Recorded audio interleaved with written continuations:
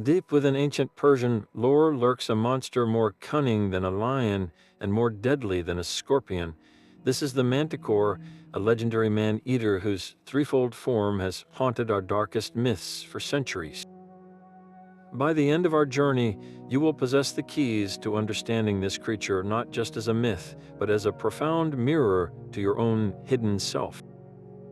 We will uncover why its voice was said to be a siren's call and what its venomous tail truly represents. What part of your own nature feels the most untamed and mysterious. Its earliest known name echoes a chilling purpose, Martyaxwar, a word that translates simply and brutally to man-eater. This was not a creature of simple hunger, but a being whose very identity was forged in the act of consuming humanity. We find its first whispers not in fairy tales, but within the sacred texts of Zoroastrianism, one of the world's oldest continuous religions.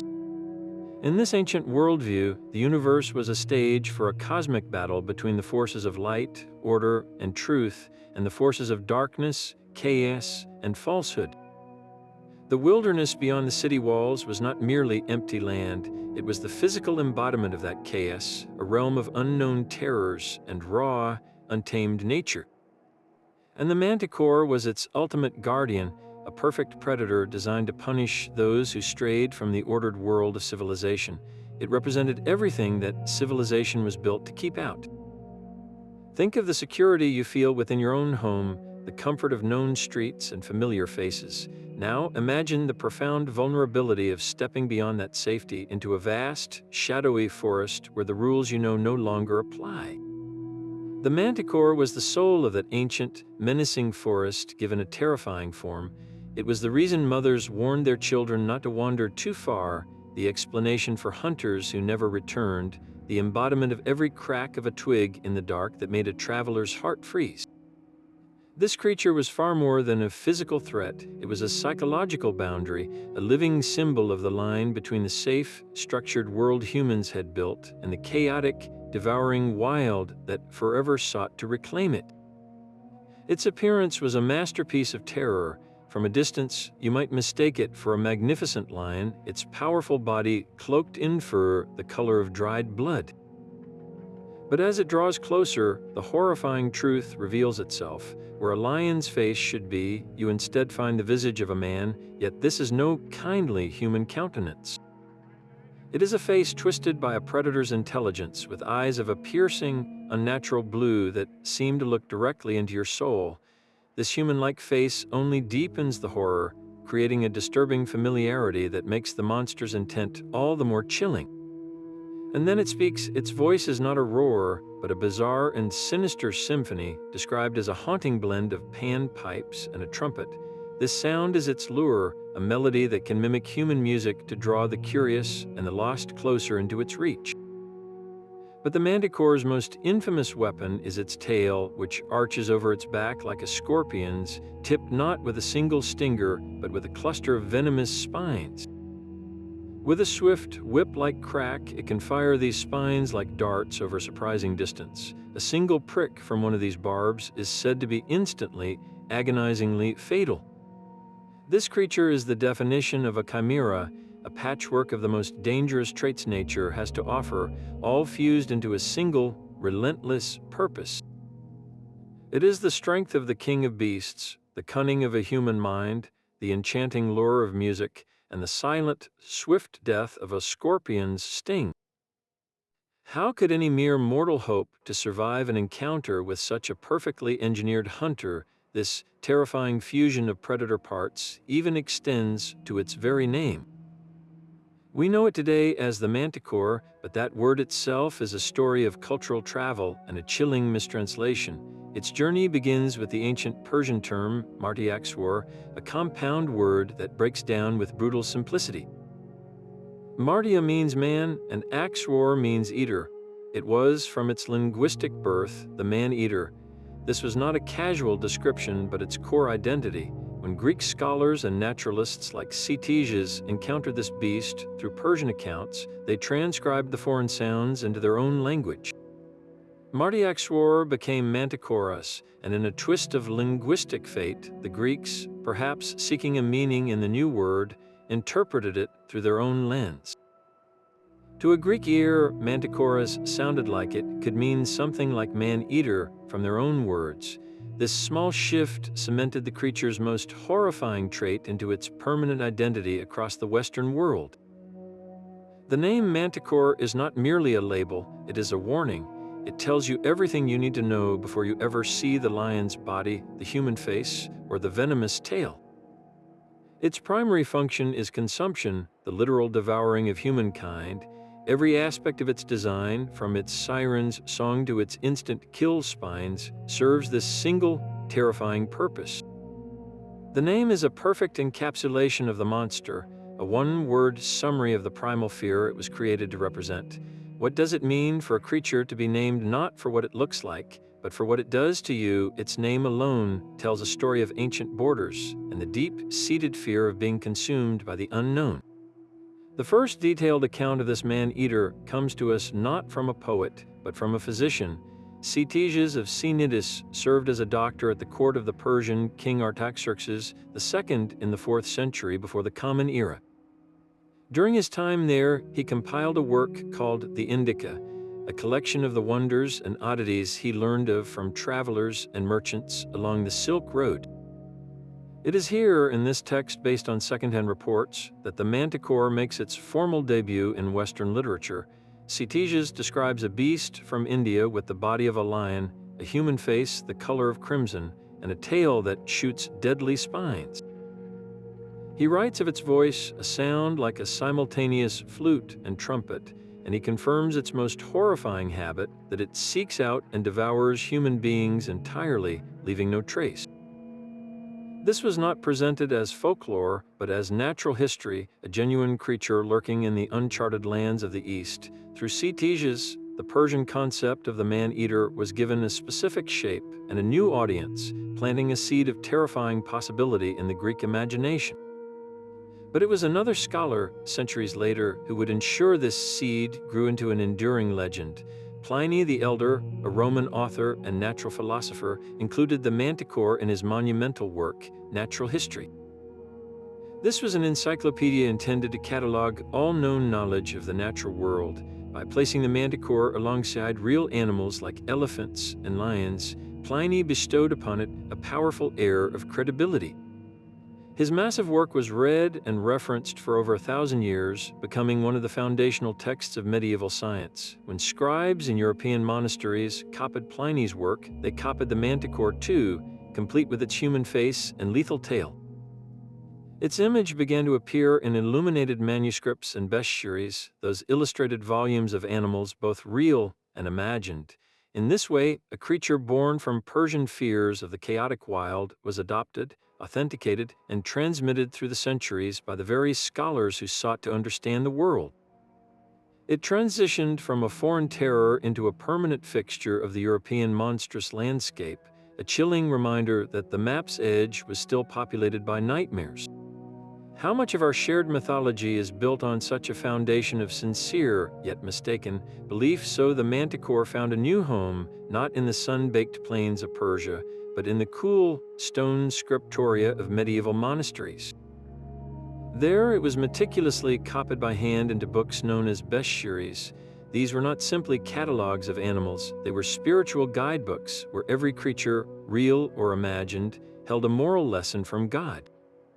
The lion represented resurrection, the pelican self-sacrifice, and the manticore, with its human face and insatiable appetite, became a walking, stinging sermon on the dangers of gluttony and deception. Its very form was a warning. The human face, once a mark of Persian chaos, was now reinterpreted as a symbol of false friendship. It was the face of a tempter, the charming acquaintance who leads you astray, the sweet voice that offers poisoned advice. The manticore's siren song, that eerie blend of flute and trumpet, was understood as the alluring call of worldly pleasures, a melody designed to lure your soul away from the path of righteousness. And its most defining trait, its consumption of the entire human body, was seen as the ultimate consequence of surrendering to sin. Just as the beast left no trace of its victim, so too could a life of vice completely consume a person, leaving no remnant of their virtue or spirit. It was a vivid, terrifying allegory for how easily a soul could be utterly devoured by its own weaknesses. This transformation is profound. A creature born from the fear of external wilderness was reshaped into a symbol of the internal wilderness within every human soul. The real danger was no longer just the dark forest outside the city walls, but the dark forest of temptation growing inside the human heart. The monster had been internalized. How many of our own modern anxieties are just ancient fears, repackaged to reflect the battles we fight within ourselves? This threefold design is no random assemblage of parts. Each element, the human, the lion, and the scorpion, speaks to a different layer of existence, a different kind of power. The human head represents the intellect, our capacity for reason, strategy, and complex thought. It is the part of us that plans, that speaks, that charms and persuades.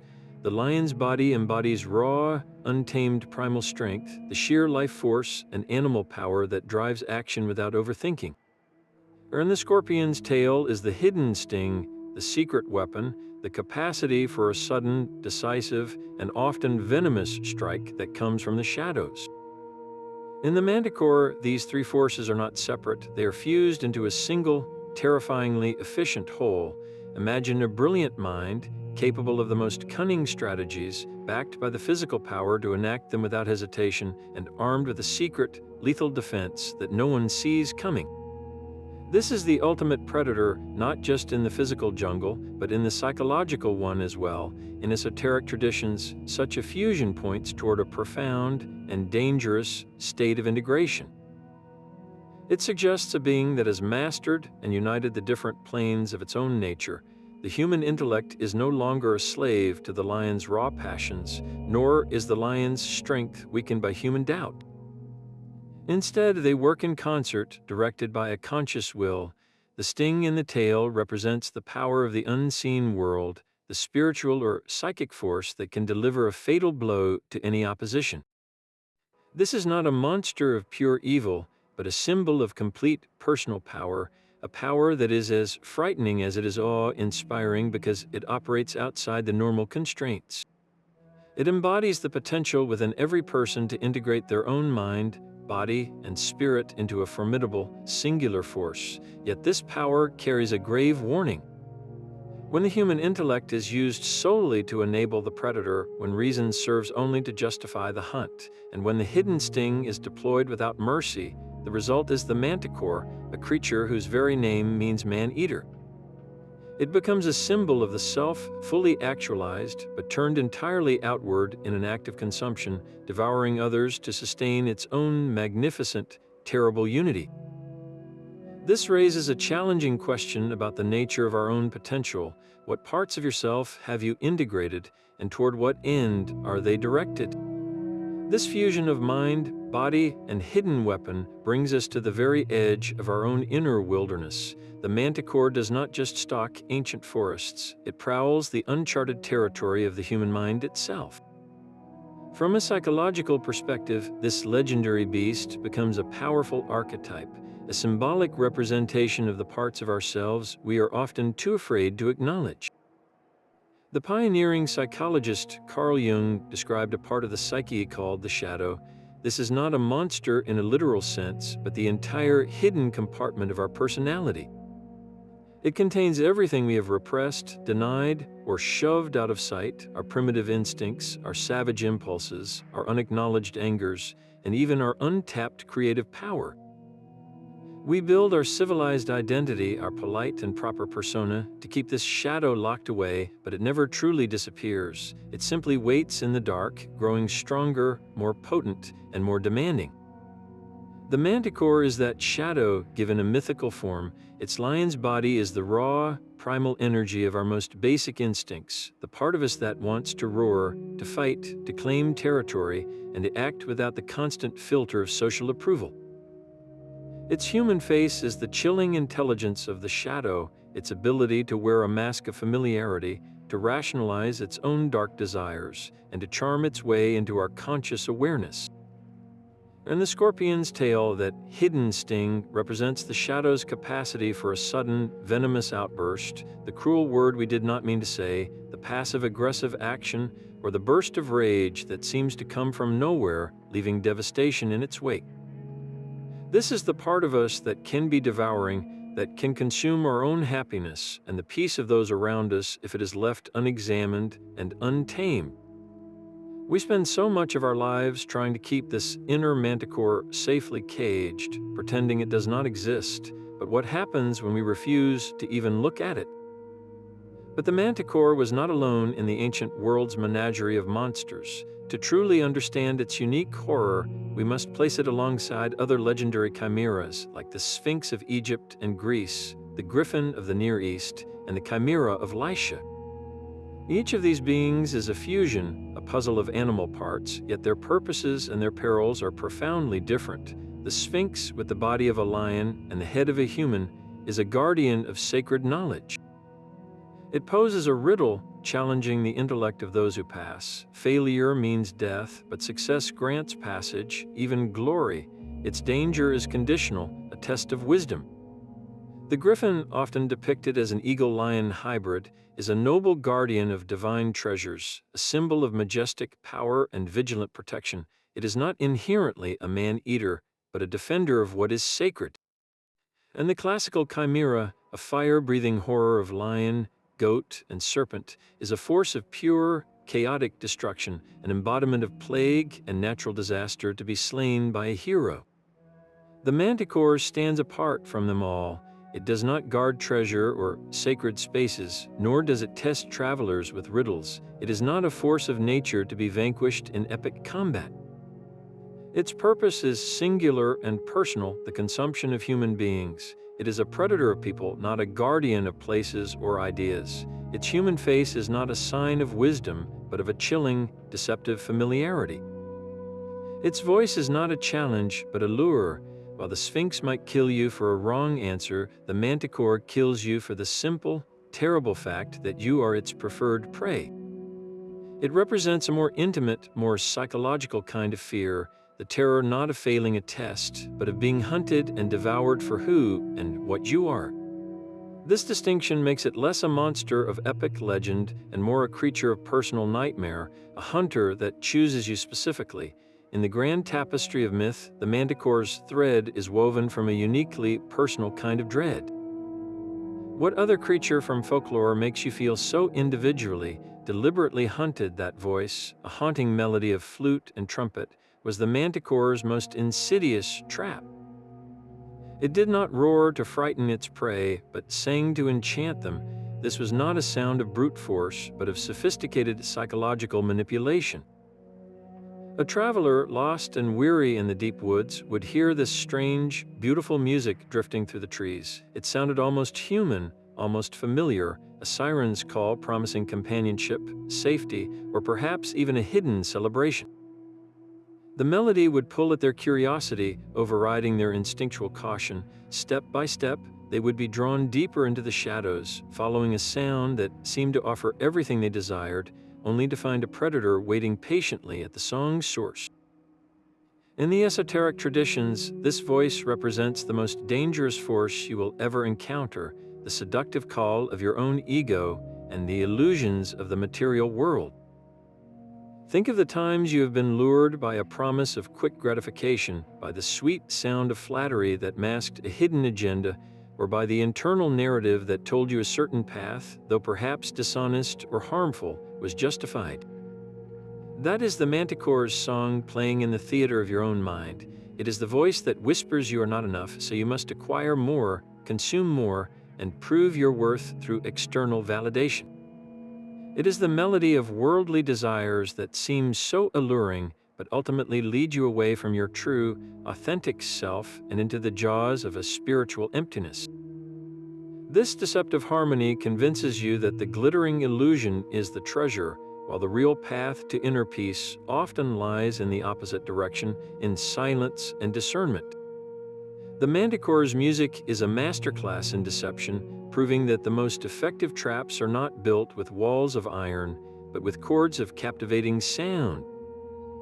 How often have you followed a tempting melody in your own life, only to discover it led to a place you never intended to go? That deceptive music finds its final, fatal punctuation in the creature's tail. Arched high over its back like a scorpion's, this appendage is not merely for show, it is a biological weapon of terrifying efficiency. The tail ends in a cluster of razor-sharp, venomous spines, each one capable of being fired like a dart with a sharp, whip-crack motion. These projectiles can strike a target from a surprising distance, and the venom they carry is said to be so potent that a single prick means instant, agonizing death. This is not the slow, grappling combat of a lion, but a swift, silent, and utterly decisive attack that can come from the shadows, even as the beast's human face holds your gaze and its melodic voice fills your ears. The victim is often struck down before they even realize the music was a trap, dying with the haunting melody as their final sensation. Symbolically, this tale is the hidden sting, the poisonous thought, the unforeseen betrayal that strikes when you feel most secure. Think of a relationship where you felt completely safe, only to be felled by a single, venomous piece of gossip that seemed to come from nowhere. Or consider your own mind, quietly working through a problem when a sudden, toxic idea of self-doubt injects itself into your thoughts, paralyzing your progress in an instant. This is the Manticore's tale in action within your own life. It represents the capacity for a devastating blow to come from a source you never considered a threat, the friend who secretly undermines you, or the cherished belief that suddenly turns on you and poisons your entire worldview. The tale is the ultimate argument for the danger that lies not in the obvious roar, but in the unseen, waiting to strike the moment your guard is lowered. What hidden sting have you encountered, and how did you learn to watch for its shadow? Its appetite was as absolute as its design was perfect. The Manticore did not merely kill its victims, it consumed them entirely, leaving behind not a bone, not a scrap of clothing, not a single trace. This complete and utter annihilation was the final, terrifying step in its predatory cycle. First came the deceptive song to lure you in, then the paralyzing sting to hold you fast, and finally, the act of total consumption. It was a creature of pure, insatiable hunger, a void that swallowed human existence whole. This behavior elevates it from a simple monster to a symbol of a far more intimate and consuming danger. Imagine a passion or an obsession that takes hold of you, something that begins as a compelling interest but slowly grows until it devours every other aspect of your life.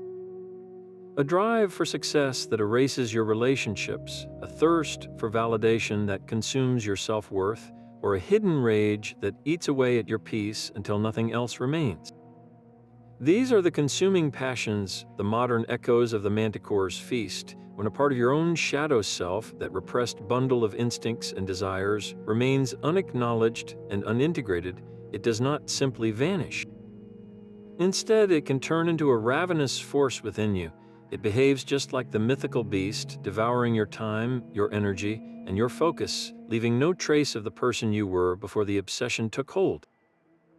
You might look the same on the outside, but internally you have been hollowed out, consumed by a single, driving need. This is the ultimate warning hidden within the Manticore's feeding habits. It shows us that the things we refuse to face within ourselves do not just sit quietly in the dark, they feed. They grow stronger on our ignorance, and if left unchecked, they possess the potential to consume our entire identity. The monster that leaves no trace is not always an external hunter. Sometimes it is the hunger we foolishly nourish inside our own hearts. This same process of confronting and integrating the monstrous appears in the hidden world of alchemy. Alchemists were not merely primitive chemists. They were spiritual seekers whose work in the laboratory was a mirror for a profound inner transformation. Their ultimate goal was the magnum opus, the great work, which aimed to transmute base lead into spiritual gold. But this journey always began in a state of chaos, a dark and formless mass known as the prima materia. This was the raw, unrefined substance of both the soul and the physical world, teeming with conflicting energies and monstrous potential. Think of it as the shadow self before it is being brought into the light, a swirling chaos of your own fears, desires, and untamed instincts. This prima materia was often depicted using images of chimeras and fantastical beasts, creatures that were fragmented, contradictory, and terrifying. The manticore, with its jarring fusion of man, lion, and scorpion, is a perfect embodiment of this initial chaotic state. It represents the difficult, frightening beginning of the great work, where the seeker must first face the monstrous aspects of their own nature without flinching. The beast is not the enemy to be destroyed from afar, but the very raw material that must be courageously engaged, understood, and ultimately transformed. Its human face is the ego's cunning, its lion's body the raw power of the passions, and its scorpion tail the sting of painful truths, all tangled together in one formidable creature. The alchemist's first and most perilous task was to confront this inner manticore, to look directly into its blue eyes and hear its deceptive song without being lured in and devoured. This stage was known as the Negrito, the blackening, a period of despair and disintegration where the old, false self had to die. It feels like being consumed, just as the manticore consumes its victims, leaving no trace of the person you once were. Yet this act of symbolic devouring is not an end, but a necessary beginning. Only by allowing the chaotic beast to dismantle your illusions can you begin the work of rebuilding your true, golden self. How many of our own attempts at personal growth fail because we refuse to first face the monstrous chaos within? The manticore's lair was not a single location, but a shifting territory defined by the edges of the known world. Its story begins in the heart of the Persian Empire, a realm where civilization was a fragile island in a sea of sand and mountain. The wilderness beyond the royal roads and cultivated fields was the Dasht-e-Kavir, a vast, salt-strewn desert where the sun could drive a person mad, and the silence was broken only by the wind. This was the original domain of the man-eater, a physical representation of the chaos that opposed the Zoroastrian ideal of ordered creation. But as the legend traveled, so did its habitat. Through the accounts of Ctesias and later Pliny, the creature migrated eastward, taking root in the dense, unmapped jungles of India. To the Greek and Roman mind, India was a land of impossible wonders and unspeakable dangers, a place where gold lay in riverbeds and trees grew wool, a perfect breeding ground for a monster of such impossible anatomy. Medieval map makers, working from these ancient texts, would often place the manticore in the blank spaces of their world maps, those regions marked only with the phrase, "Here be dragons." It was a creature of the terra incognita, the unknown land. Its true home was not a specific forest or desert, but the very concept of the frontier, the psychological and geographical line beyond which human knowledge failed and imagination took over. A merchant traveling the Silk Road might hear one version of the tale in a Persian caravanserai, describing a beast of the arid wastes, and then hear another from an Indian trader who swore it lurked in the steamy, vine-choked jungles where sunlight never touched the earth. This geographical ambiguity made the manticore universally terrifying. It did not matter if you were a desert nomad or European sailor, the monster could be waiting just beyond your own personal horizon, in whatever form of wilderness you feared the most. The map of the manticore is, therefore, a map of ancient anxiety, its territory drawn not in ink, but in the fear of the unexplored. What forgotten corners of your own world still hold that same primal terror? This ancient terror of the desert and jungle did not fade with the age of exploration, it simply found new hunting grounds. The manticore slithered out of medieval bestiaries and into the pages of modern fantasy, its first major literary resurrection occurring in Gustave Flaubert's 19th century novel, The Temptation of St. Anthony. In this swirling, hallucinatory work, the hermit saint is besieged by visions of mythical beasts, and the manticore appears as a grotesque temptation, a symbol of the carnal and spiritual doubts that torment him. Flaubert's use of the creature cemented its role as a representation of inner demons, a psychological specter haunting the mind of a man battling his own nature. This set the stage for its wider adoption into the 20th century's burgeoning genre of sword and sorcery. Here, the manticore was often stripped of its deeper symbolic weight and reimagined as a formidable, high-level monster, a physical obstacle for heroes to overcome. It became a staple in the bestiaries of role-playing games like Dungeons and Dragons, where its statistics and abilities, its lethal tail spike, and its cunning intelligence were meticulously quantified for players to encounter. This translation into game mechanics transformed the beast from an internal archetype into an external challenge, a dangerous creature to be fought with spells and swords. Yet even in this simplified form, the core of its legend remained intact, its threefold nature and deadly reputation ensuring it was always more than just a simple beast. The creature's journey continued onto the screen, appearing in television series and films, often in fantasy epics and animated shows. In these visual mediums, its terrifying design came to life, the crimson fur, the unsettling human face, and the iconic scorpion tail striking a chord with new generations. Each new appearance, from a brief mention to a central antagonist, is a small echo of the ancient Persian fear, proving that the idea of a perfectly designed man-eater still holds a powerful grip on our collective imagination. The monster that once represented the chaotic wild now thrives in the digital wilderness of our entertainment, a timeless predator adapting to every new landscape we create. The Manticore's enduring power lies not in its ability to frighten, but in its capacity to teach. This legendary man-eater offers a profound spiritual lesson, one that challenges our most basic instincts about our own darkness. The immediate human reaction to a monster is to destroy it, to banish it from sight, but the esoteric path reveals a far more courageous and transformative approach. The real work is not in slaying the beast, but in learning to integrate its formidable strengths. To see the manticore as purely evil is to misunderstand its nature completely. Its lion's body is not just a symbol of savagery, it is raw, untamed life force. Its human face is not merely a mask of deception, but a reflection of our own conscious intellect. Even its venomous tail, that hidden sting, represents a potent, defensive power that can be harnessed for protection rather than predation. When we suppress these aspects of ourselves, when we lock the lion, the thinker, and the protector away in a dark cage within our psyche, they do not wither and die. They fester, they grow restless and hungry, and they eventually find a way to express themselves in destructive, uncontrollable ways. That sudden, inexplicable outburst of rage, that cunning justification for a selfish act, that deep-seated resentment that poisons your joy, these are the symptoms of a shadow self that has been denied, now lashing out like a caged manticore. True spiritual integration begins with the radical act of turning toward this inner monster with curiosity instead of condemnation. It requires you to look directly into its blue eyes and ask, what part of me do you represent?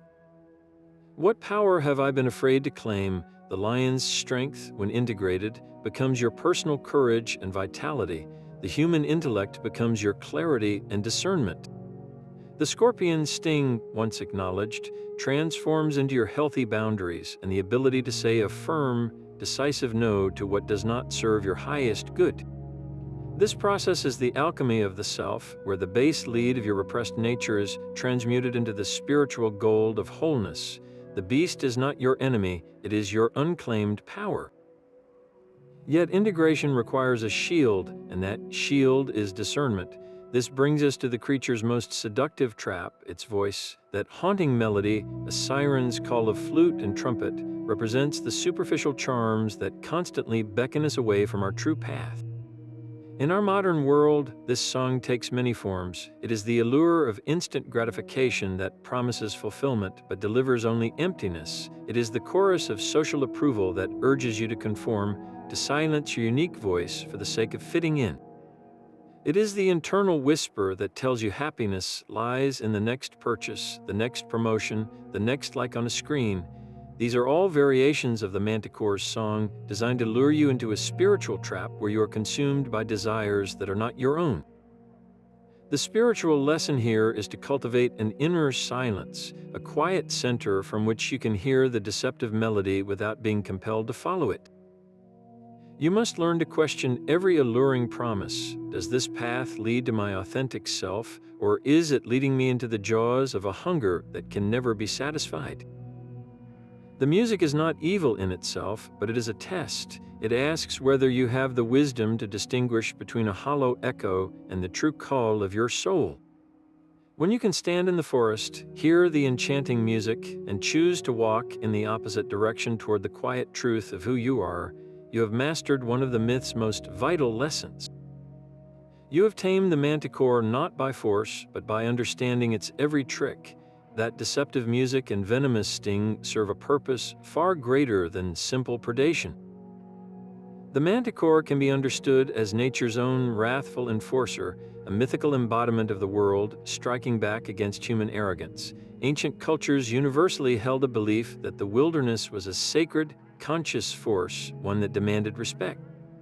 To violate that sacred balance, to believe you could dominate or plunder the natural world without consequence, was an act of hubris that called forth a terrible reckoning. The manticore was that reckoning given form. It did not hunt at random, but specifically targeted those who encroached upon its domain with disrespect or a sense of entitlement.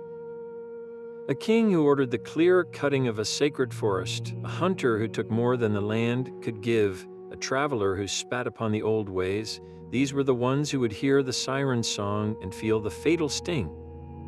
The creature was not merely a monster, it was a consequence. Its threefold design mirrors the multifaceted power of nature itself. The lion's body is the raw, physical power of the storm, the earthquake, and the wildfire.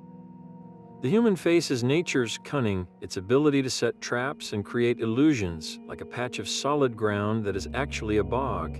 And the scorpion's tail is the hidden poison, the slow-acting blight, or the sudden plague that emerges from a disrupted ecosystem. When humanity oversteps, when we believe our cities and our technology have made us masters of the world, the manticore reminds us that we are not in control.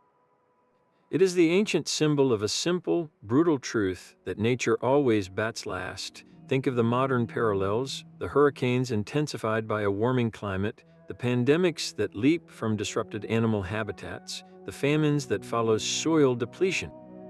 These are not mythical beasts, but they are manifestations of the same principle, the natural world reasserting its power in the face of our hubris. The manticore's legend is a warning carved in story, telling us that the wild is not a resource to be conquered, but a partner to be honored. What might the world be calling back into balance in your own life right now? This same creature of primal dread eventually found its way into the halls of power, immortalized on shields and woven into tapestries. The manticore made a startling transition from a monster of the wild into a symbol of aristocratic identity in the art of heraldry. When a noble family placed this beast on their coat of arms, they were making a bold and calculated statement. They were not aligning themselves with a mindless predator, but were harnessing its complex symbolism. The manticore on a shield declared that this house possessed the lion's courage, the human face's strategic intellect, and the scorpion tail's capacity for a swift, decisive defense. It was a warning to rivals, a visual proclamation that to challenge this family was to face a foe who would fight with every facet of their being, using both overt strength and hidden tactics. In this context, the creature's infamous man-eating nature was reinterpreted. It no longer meant a literal consumption of people, but a metaphorical devouring of one's enemies, a total and overwhelming victory that would leave no trace of opposition. A knight bearing this emblem was announcing that he was a complete and formidable warrior, integrated in mind, body, and spirit for the purpose of protection and conquest.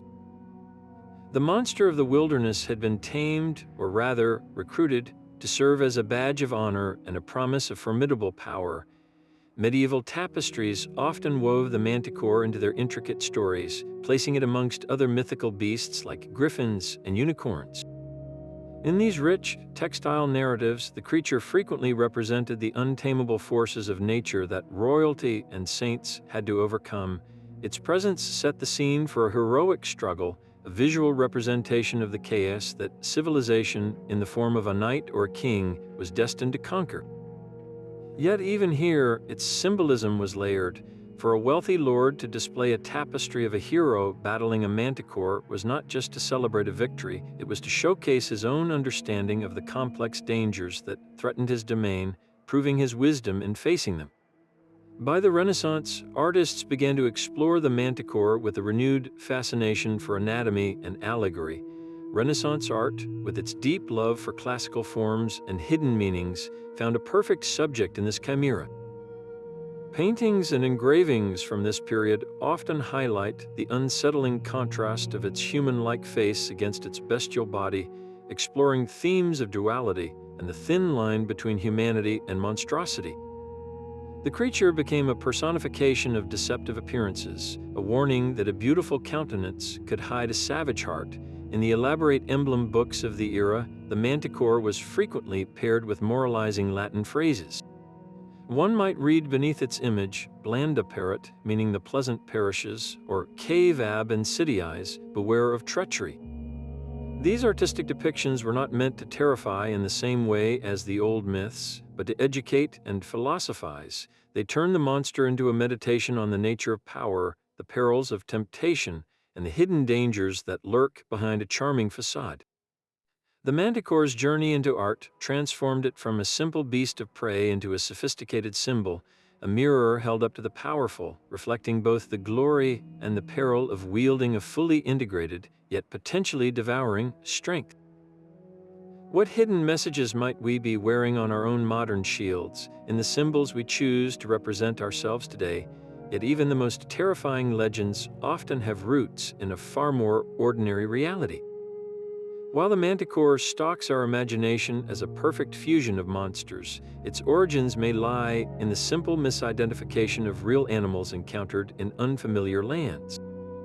Consider the perspective of an ancient Greek merchant hearing a second-hand account from a Persian trader who himself had only heard stories from Indian guides. The language barriers alone could transform a strange but real creature into something utterly fantastical. The most compelling candidate for the manticore's inspiration is the tiger. A full-grown male, seen from a distance through dense jungle undergrowth, has a powerful, reddish-gold body that could easily be described as a lion's. Its roar, a deep and terrifying sound, might be reinterpreted by a frightened traveler as that bizarre blend of flute and trumpet, especially when echoing through a valley or distorted by the wind. Even the creature's reported crimson face could be an exaggeration of the tiger's distinctive white and black facial markings, seen in the flickering light of a campfire or during a panicked glimpse. Then there is the hyena, an animal whose very nature seems to invite myth-making. The spotted hyena has a powerful, sloping back that gives it a strange profile, and its vocalizations are some of the most unsettling in the animal kingdom. Its infamous laugh, a series of high-pitched whoops and cackles, could easily be woven into a tale of a beast that mimics human sounds to lure its prey. Furthermore, hyenas are known to crush and consume every part of their kill, including bones, which aligns eerily with the manticore's habit of leaving no trace of its victims. These rational explanations do not diminish the legend's power, they simply trace its lineage. A traveler returning from the East would not simply say they saw a large, scary cat. They would embellish the story, combining fragments of truth with layers of fear and wonder. The striped pattern of a tiger becomes a mane of spines, the haunting call of a hyena becomes a siren's song, and the simple act of predation becomes a monstrous, deliberate consumption. These tales, repeated and amplified over countless campfires and across countless miles, slowly crystallized into the definitive form of the man-eater we know today. The manticore is a testament not to the existence of monsters, but to the incredible power of the human mind to transform the unknown into a story we can understand, even if that story is meant to terrify us. What other magnificent creatures of our modern world are waiting to be misunderstood and reborn as the myths of tomorrow? Confronting the manticore within is not a descent into madness, but a courageous step towards spiritual wholeness. Depth psychology offers a map for this difficult journey, framing it as the process of individuation, where you become the complete and unique individual you are meant to be. This path is not about achieving a state of perfect, saintly goodness. It is about acknowledging the full spectrum of your being, including the parts you have spent a lifetime trying to hide. The shadow self, that inner manticore, contains not just your fears and angers, but also your repressed creativity, your untamed vitality, and your raw, instinctual power. To lock it away is to live as only half a person, forever fearing a knock from inside the cellar door of your own mind. The goal is to open that door, not to let the beast run free, but to finally look at it, understand its nature, and learn its language. How much of your own energy is spent trying to keep that door locked? When you finally turn the key, you discover that the shadow is not your enemy. It is a disowned part of you, a source of immense energy that has been waiting to be reclaimed. Think of a time you felt a surge of righteous anger at an injustice. That fire is the lion's roar, a force that, when integrated, can fuel your determination to set boundaries and fight for what is right. Or consider your sharpest moment of intuitive insight, that flash of knowing that seemed to come from nowhere. That is the intelligence of the human face, your inner strategist, no longer working against you in hidden sabotage, but now aligned with your conscious goals. Even the scorpion's sting, that capacity for a sharp retort or a decisive cutoff, transforms into the power of healthy discernment, the ability to protect your peace from toxic influences.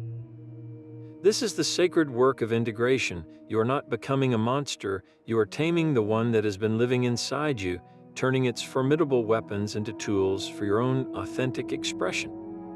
The journey is uncomfortable, for you must sit with the very aspects of yourself you were taught to deny. But on the other side of that discomfort lies a profound sense of liberation, where you are no longer at war with yourself, but finally, completely at home.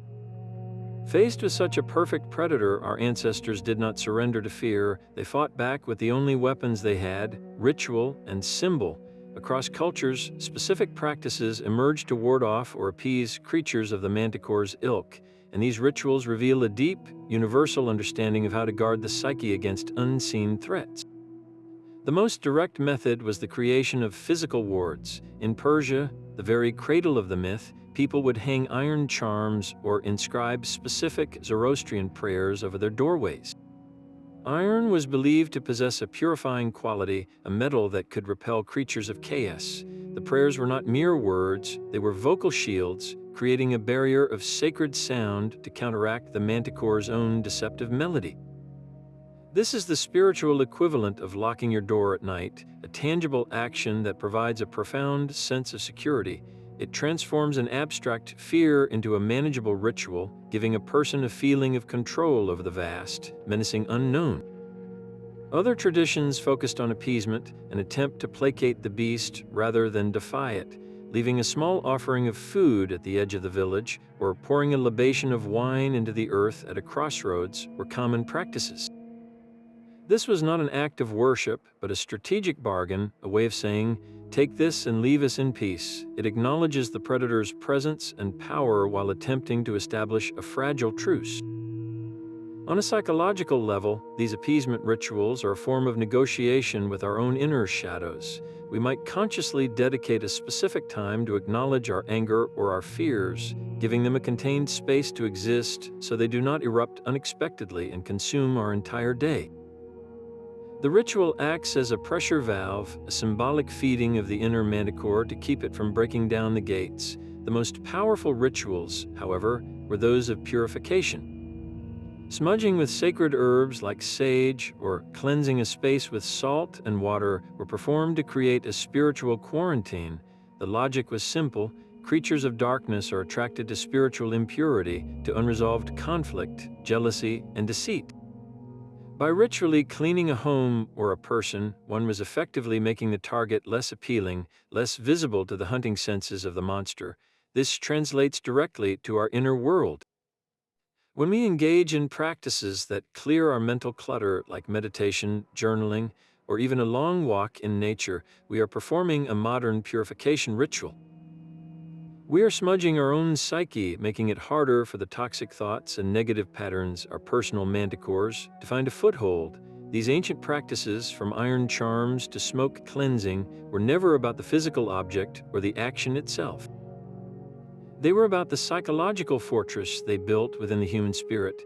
The ritual provided a script for courage, a series of steps that allowed a person to stand at the boundary of the known world and declare, "This far and no further." What are the modern rituals you unconsciously perform to keep your own inner wilderness at bay? That same creature that stalks ancient myths can also appear in the private theater of your sleep. To encounter a manticore in a dream is to face a profound message from your own subconscious, a symbolic confrontation with something powerful and threatening that you have not yet fully acknowledged in your waking life. From a mystical perspective, this is not a nightmare to be dismissed, but a coded communication about the state of your soul. The beast's human face often represents a specific person or a facet of your own personality that feels duplicitous or manipulative. Are you being charmed by someone whose intentions are not what they seem, or are you using your own intelligence to rationalize a behavior you know is harmful? The creature's melodic voice in your dream could be the siren call of a toxic relationship or a seductive addiction, something that sounds beautiful and promising but is steadily luring you into a situation that will ultimately consume you. And the sting of its tail, striking from the shadows, might symbolize a sudden betrayal you fear or a painful truth about yourself that you feel is poised to emotionally paralyze you. This dream encounter forces you to look at the parts of your life that feel uncontrollable, the hungers and fears you try to keep caged. It asks you to identify what or who in your waking world is making you feel hunted. The manticore does not appear to destroy you, but to show you the very thing you must, with great courage, begin to face. What part of your own life feels so overwhelming that it would manifest as a perfect, threefold predator in the realm of dreams? Its form has always shifted to mirror the specific fears of the age. When a society feels its borders are fragile and its identity is under threat, the manticore emerges from the mythic shadows to embody the foreign invader. Its very origin in distant Persia made it the perfect symbol for an outside force that is not only militarily powerful, but also culturally alien and insidiously deceptive. That human face is no longer just a mask of individual trickery, it becomes the face of the other, the stranger whose customs seem intelligent yet unnerving, whose language sounds like a strange and threatening music. Its lion's body is the crushing weight of an invading army, and its venomous tail is the unseen fifth column, the spies and the secret weapons that strike from within. During times of plague, the creature's symbolism transforms once more. It becomes a personification of the unknown disease that sweeps through a population. The manticore's haunting call is the whisper of contagion on the wind, an invisible menace that lures entire communities into a false sense of security before striking. Its scorpion tail is the sudden, agonizing onset of symptoms, the sting of a fever that proves fatal, and its habit of consuming its victims entirely, leaving no trace, mirrors the devastating, anonymizing power of a pandemic that can erase families and communities from history, leaving behind only silence and grief. The monster is no longer a physical beast in the woods, but a spectral predator whose territory is the air itself, and whose appetite is for human life on a mass scale. Perhaps the most persistent and corrosive modern interpretation casts the manticore as a symbol of internal political corruption. In this reading, the creature does not come from a foreign land, it is born within the very walls of power. Its human face is the smiling, trustworthy countenance of a corrupt leader or a duplicitous official, a person who uses the language of public service to mask a predatory agenda. The alluring voice, that blend of flute and trumpet, is the seductive rhetoric of empty promises and patriotic songs designed to lull the populace into compliance. The lion's strength is the brutal force of a state's unchecked power, its police and its laws used to crush dissent, and the scorpion's tail is the hidden scandal, the venomous policy, or the sudden act of betrayal that poisons public trust and paralyzes a nation's progress. This internal manticore is the most dangerous of all because it devours a society from the inside out, consuming its institutions, its ideals, and its faith in itself, often leaving no obvious trace of its feast until the structure is hollow. The legend's true power lies in this chameleonic nature, its ability to give a tangible, monstrous form to the abstract anxieties that haunt every era. What form does the manticore take in the shadows of our own society today? Its power persists because it is not a single monster, but a mirror for our deepest anxieties. The manticore has survived the journey from Persian desert to digital screen because its threefold form is a perfect vessel, capable of holding whatever fear we need to pour into it. In an age of pandemics, it is the unseen sickness with a sting that strikes from nowhere. In an era of political turmoil, it becomes the smiling face of corruption, its sweet rhetoric a lure into national decline. When we grapple with our own mental health, it transforms into the consuming depression or anxiety that devours our identity from the inside, leaving no trace of the person we once were. The specific terror changes, but the underlying pattern remains constant: the fear of being hunted, deceived, and utterly consumed by a force we cannot fully comprehend. This is the creature's true legacy, its unparalleled adaptability. It is a myth that refuses to die because the human condition it represents is one we can never fully escape. We are always navigating the boundary between the civilized self and the inner wild, between the face we show the world and the hidden stings we keep in reserve. The manticore endures because it is, in the end, a story we keep telling ourselves about ourselves. It is the shadow that walks beside us, a reminder that the most formidable wilderness we will ever explore is the one within. From a desert terror to a psychological mirror, the manticore's journey reveals the timeless power of myth to map our inner world. It began as a guardian of the wild, a literal man-eater enforcing the boundary between civilization and chaos. Through the pens of historians and the brushes of artists, it transformed into a warning against gluttony, a symbol of aristocratic power, and a philosophical riddle. Today it stands as a profound archetype of the shadow self, challenging us to face the parts of ourselves we fear most, not to destroy them, but to understand their power. This creature's true lesson is not about conquering monsters, but about learning their language. Your own inner manticore, that fusion of instinct, intellect, and hidden defense, is not an enemy to be slain.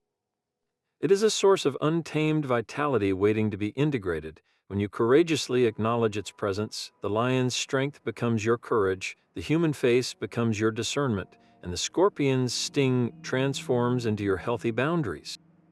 Embracing these aspects is the alchemical work of a lifetime, the process of turning the base lead of your fears into the spiritual gold of wholeness. The myth endures because the wilderness within is the final frontier, so we pass the question to you.